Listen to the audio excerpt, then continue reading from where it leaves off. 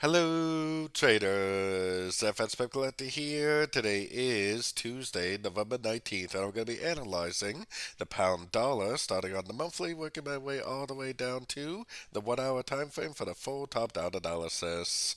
But also, don't forget to check out my website, fxpipcollector.com, if you'd like to get access to my swing trade setups, my daily live streams on Zoom, and my 34 video trading course, all included for only $30 per month.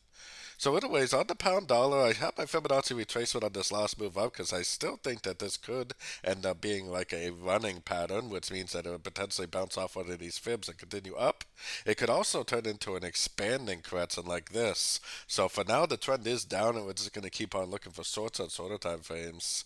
Going down to the weekly time frame, like I've been saying, I think this is either a 335 or a 333. If it is a 333, then potentially it could turn up and end up doing something like this for three waves down. Or if it really is a five-wave pattern, then potentially it's going to keep on going down like that for a 335 pattern.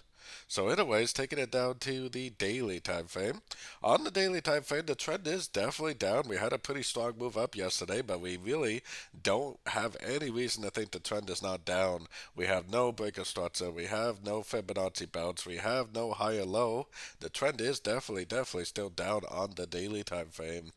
Taking it down to the 4 hour time frame. A lot of the other dollar pairs did break structure to the upside. The pound dollar and the euro dollar have not broken structure, so there's always a chance that this is going to bounce from a fib level and just keep on trending down. The trend is technically down on pretty much every higher time frame, and we should definitely still be looking for shorts in a downtrend.